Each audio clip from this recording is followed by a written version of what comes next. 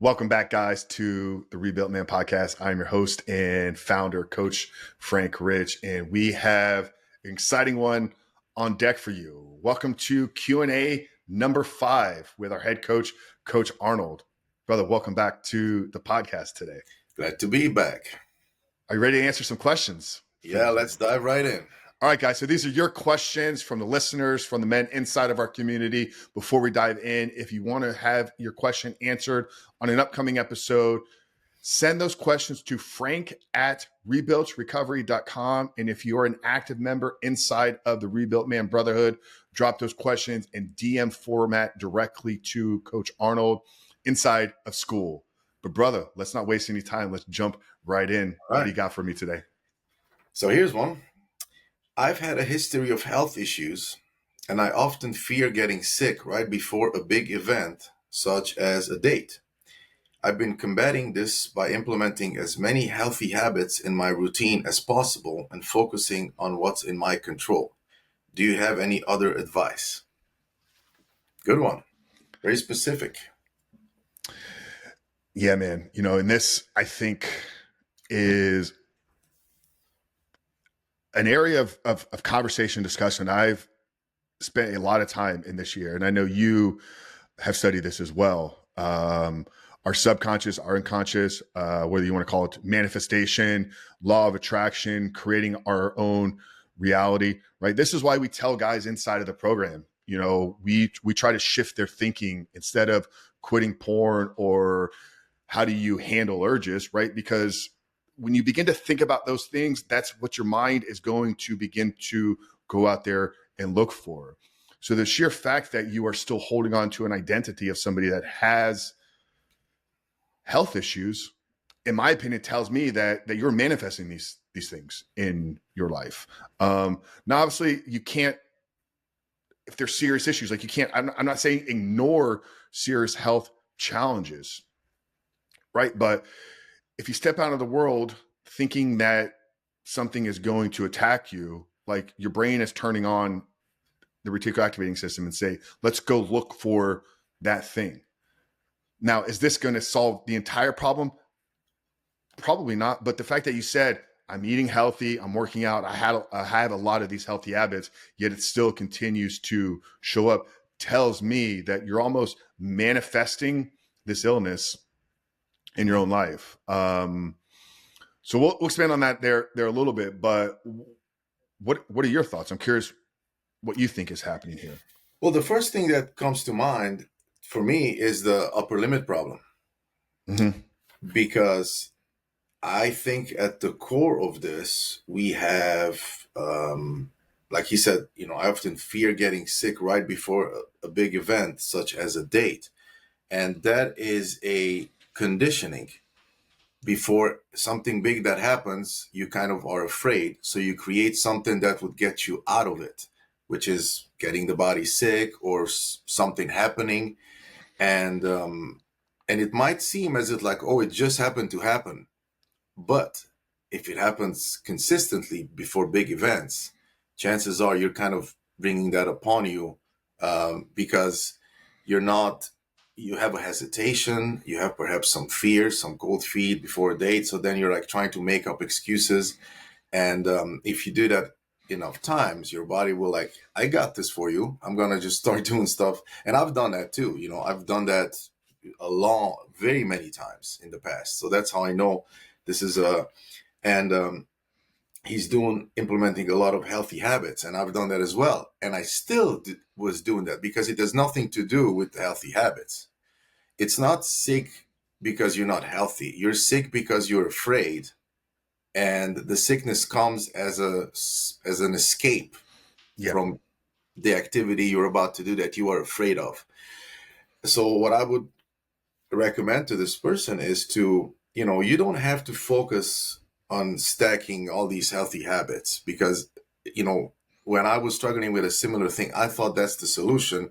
I need more stuff to do, more stuff. Mm-hmm. Like wake up in the morning, let's do like earthing, grounding, let's do spending time in the sun, a cold plunge, journaling, and like wake up at 4 and I get to start my day at 3 o'clock. Like, no, that's not the, the solution is not always more.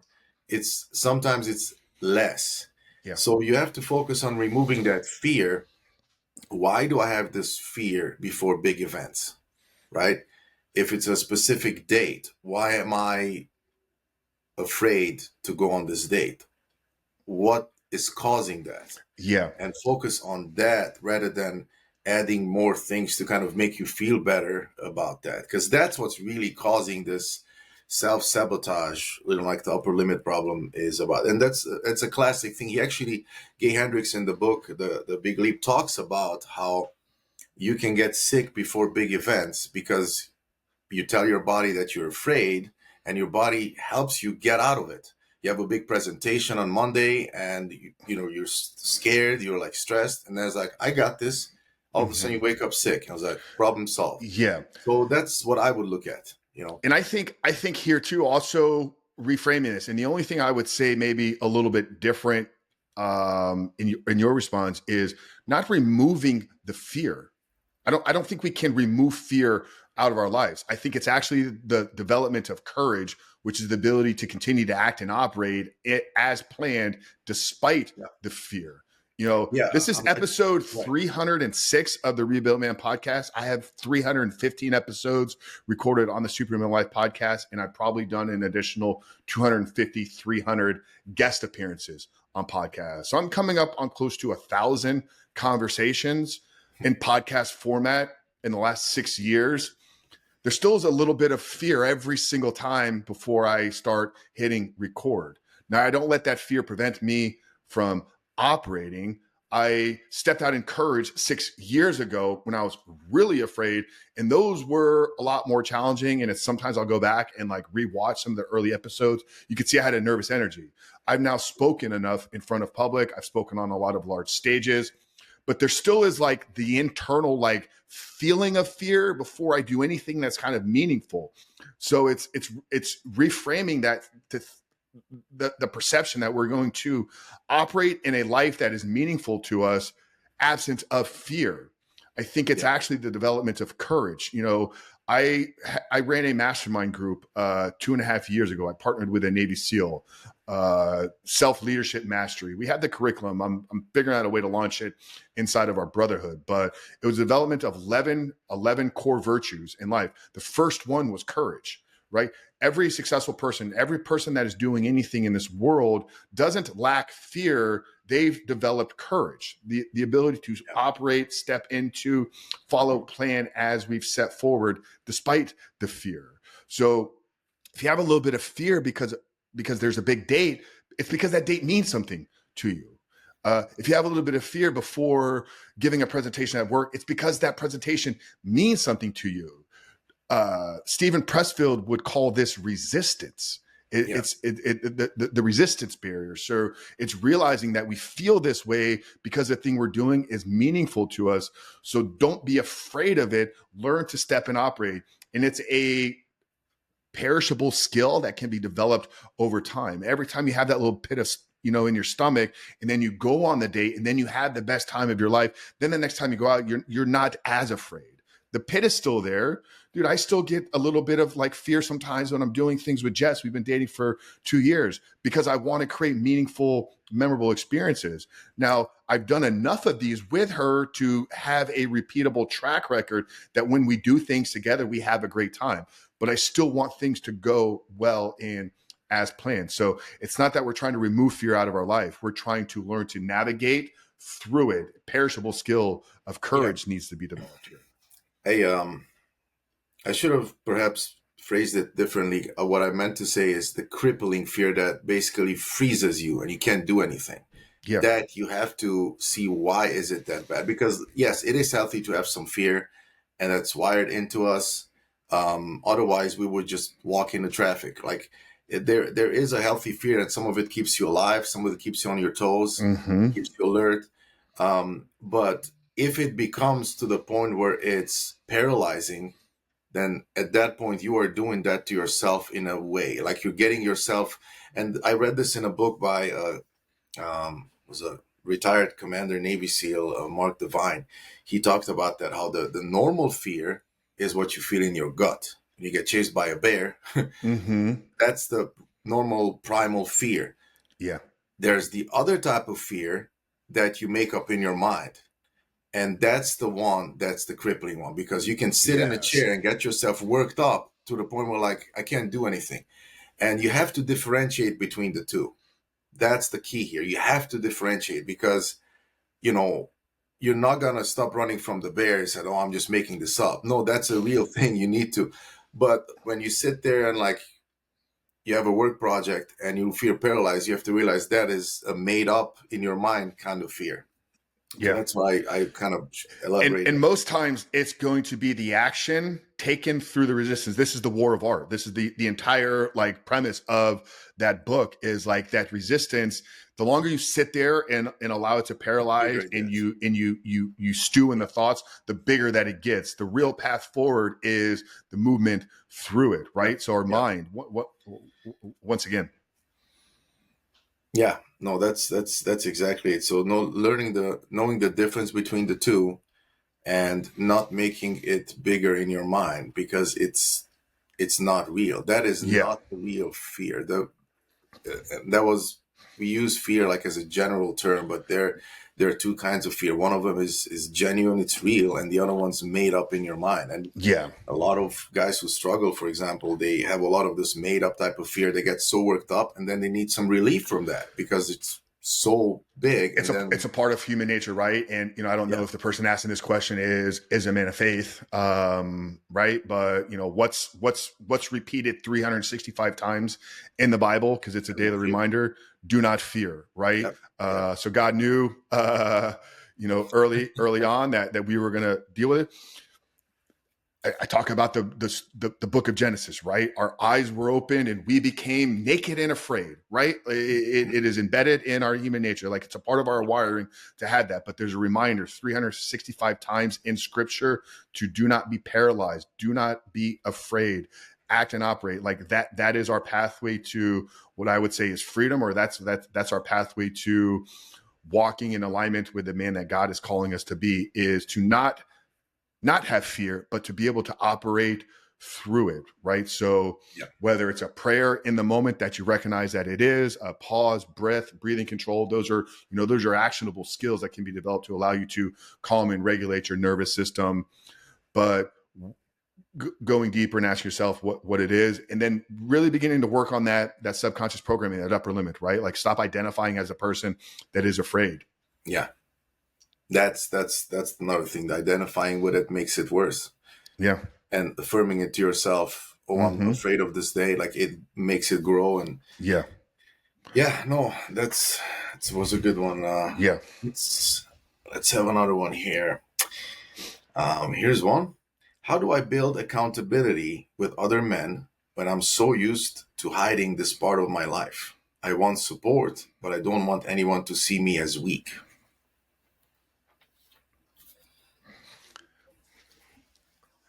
I had a post. Oh man, I forget how long ago it was, because I was beginning to see a consistent pattern in flawed thinking with what real accountability is. I've coached a lot of men over the years, and they say they struggle with getting accountability, or they struggle with finding the right type of accountability person. I think a lot of men have this belief or perception that having accountability in this area means that you're going to have a person that checks in on you all the time, right? It's a Yeah, lot of responsibility to give to another person. Hey, can you check in with me all the time? Dude, we're all dealing with our own stuff, especially men that are in this fight. Like, they're not just struggling in this area, but they got families that they're providing for. They got work responsibilities. They're trying to handle their fear in their dating relationships. They're trying to grow physically. To expect that there's going to be a person that checks in with you multiple times a day is putting so much responsibility and weight and pressure on that other individual. Accountability, the way that I see it, is purely that you have a place that you can run to, a place that you can go to, a safe container to have these conversations that are absent of guilt, shame, and fear, right? Just an environment that is that is built on the community understanding that, hey, we're all collectively struggling with the same things, so we can come here when things aren't going well, and there's going to be a container that'll hold space for conversation. I don't think accountability is anything more than just the container that the conversations are had. I paid a mastermind coach $25,000 for a year of business coaching a couple years back, and his entire like philosophy was like, we can only help you if we know you need to be helped. And he would have this phrase, we need you to run to us, not from us. You see, most people, when things aren't going well, this especially men in struggling with porn addiction, they isolate, they draw within. A community accountability is only going to be helpful if you're running to it. Now, this individual, I want to remind you that we have a community on school. It's called the Rebuilt Man. I'll put the link down there in the show notes below. This entire community is men that are committed to overcoming this challenge in their life. So if I believe the first thing I said, speaking to this individual or anybody else struggling with this, if I can believe that the definition of accountability is a safe container, a space to hold a conversation with the things that I'm struggling with, and I just told you that I've created one of those, well, here's an invitation to join us in that environment that'll have conversations that are absent of guilt, shame, and any type of judgment. So yeah, join us at the Rebuilt. Join us at school.com/reboot your life. I'll put the link down there in the show notes below, because we have an accountability container of a collection of men all across the globe that are dealing with all the same challenges. And here's what I'll guarantee to you. If a man inside of our community is going to judge you for that, I'll kick him out. I did it recently. Arnold knows that.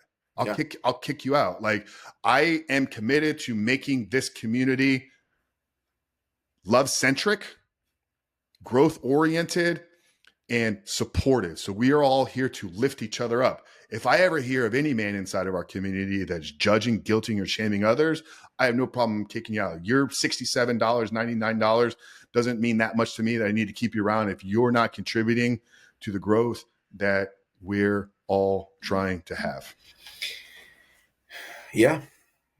I mean, we should not be punished for our vulnerability, but rather praised for.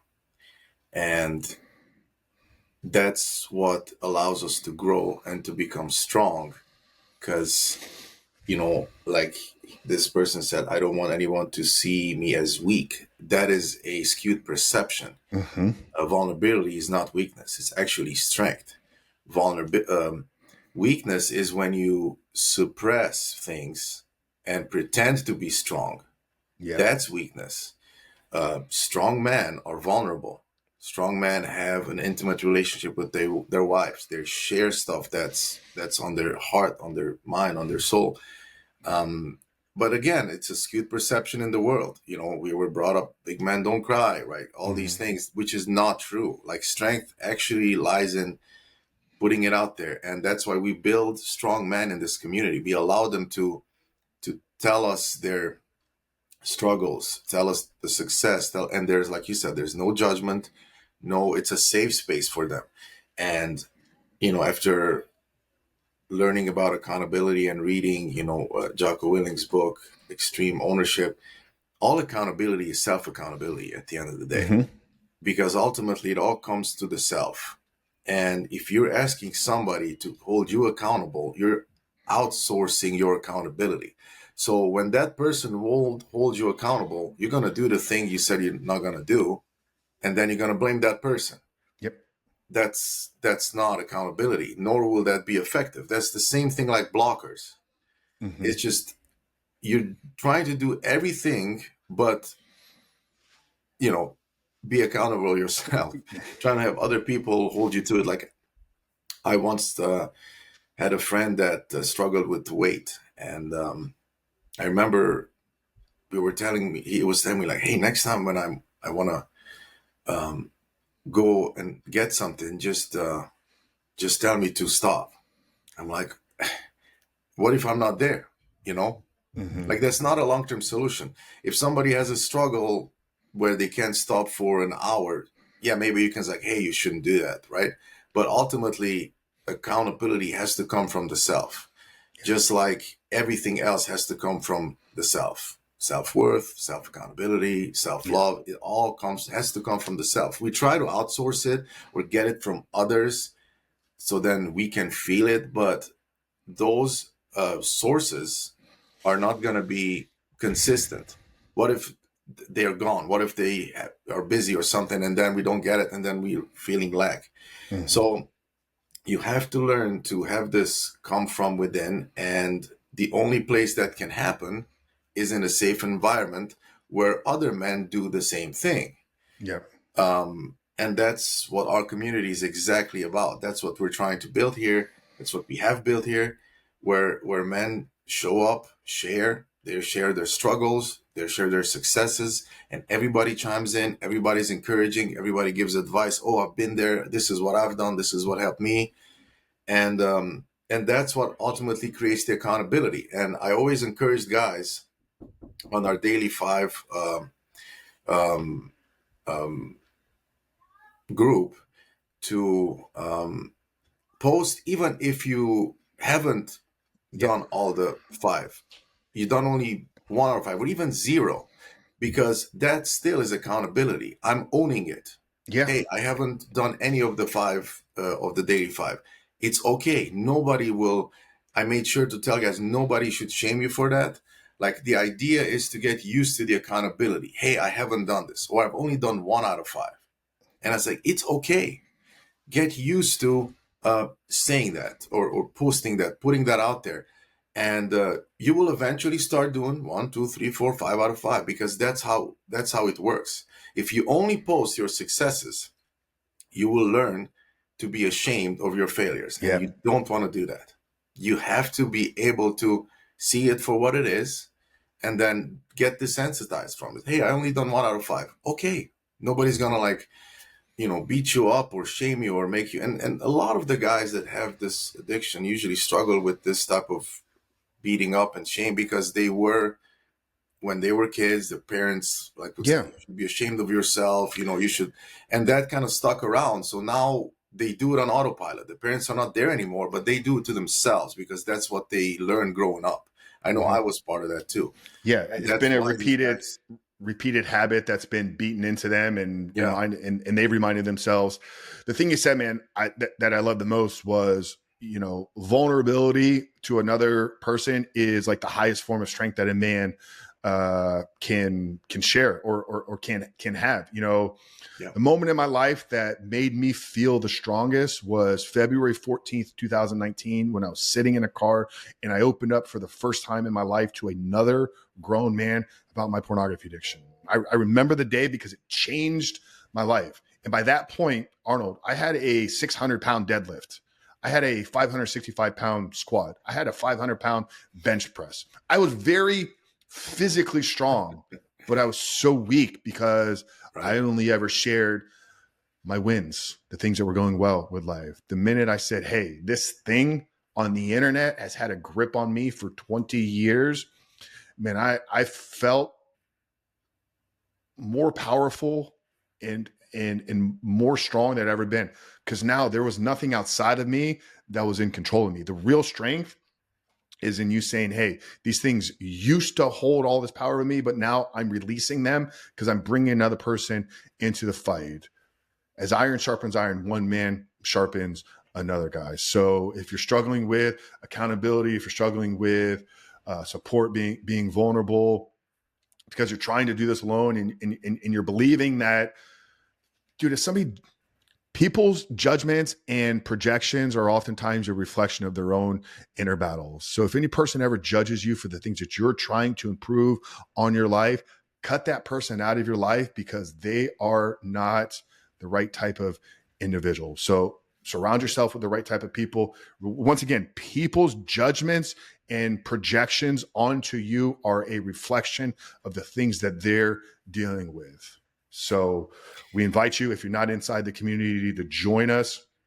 School.com/, reboot your life. If you want to access the free 7-day reset, the rebuiltman.com/7-day reset. But these are two great ones, two incredible questions here today, guys. Like I said, if you have questions you want answered on an upcoming episode of Q&A, we do these a couple times per month.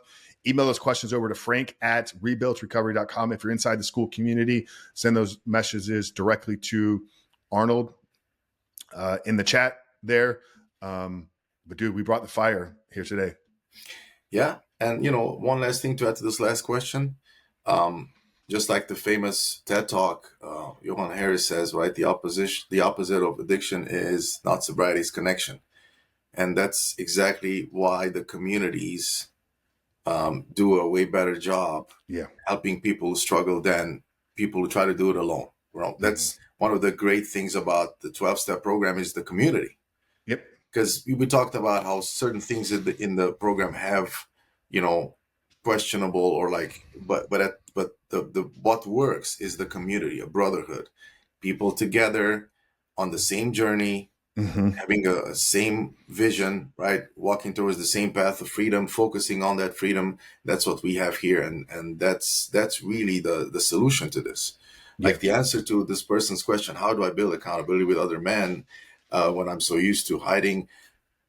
Join our community. Nobody's Start hiding. laying the bricks. Honesty, radical honesty. And that's how you overcome these things. Be in a community with like-minded men, going on the same path, and have radical honesty. And that's all it takes. Just rinse and repeat. And watch how quickly your life will transform when you start to live that way. Guys, don't forget to subscribe, rate, review, share this conversation with somebody in your life. Here's the challenge to this person specifically. Share this episode with somebody, because you know somebody that is going through something. Open up the doors, open up the conversation, start to live in that community, guys. Once again, check us out at school.com/reboot your life. The link down there is in the show notes below. But we'll be back in a couple of weeks. For Coach Arnold, we love you guys. Coach Frank, we'll see you in the next one.